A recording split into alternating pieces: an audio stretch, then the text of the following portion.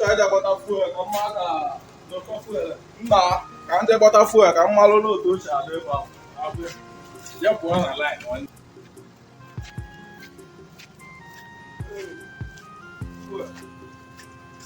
ama nga acha tikwe fuel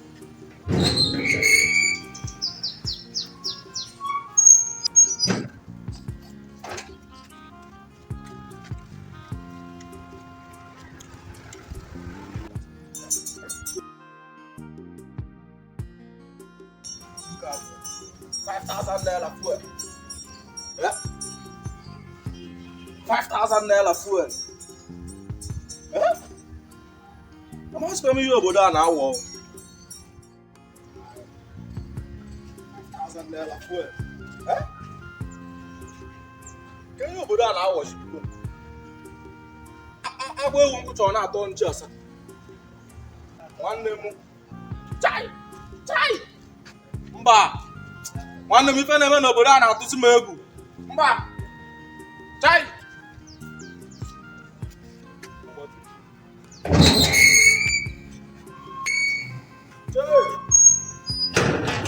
Mba! Nwanne! Obodo a na-atụsi m egwu. Obodo a na-ahazi aja. Mba! Ihe nufel $5,000 ndị eje gbata. Ka ife na-emezi n'obodo a.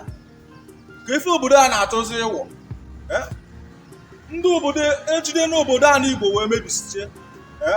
Ejide ntọnala nna anyị fa na-eme mgbe gboo. Ka ji wee debe a n'Igbo nsọ. Ife omenala anyị na-eme Igbo ji wee bụrụ Igbo. Ejide na ya wee mebisiche. N'elu fuel $5,000 ndị eje gbata. Ka ife obodo a na-achọzi ịwụ aka akpa ya gịnị n'egodu ka ife na-eme n'obodo a nwanne obodo a na-atụsi m egwu n'egodu anya fuel 5,000 agba iwu nkụcha ọ na-atọ ọnụ tukpachi asa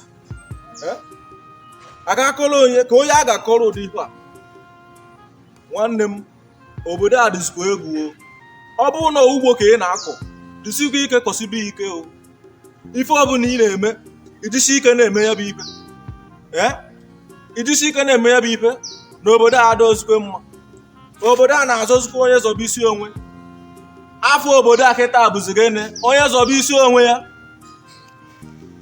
afọ obodo a kịta onye zọba isi onwe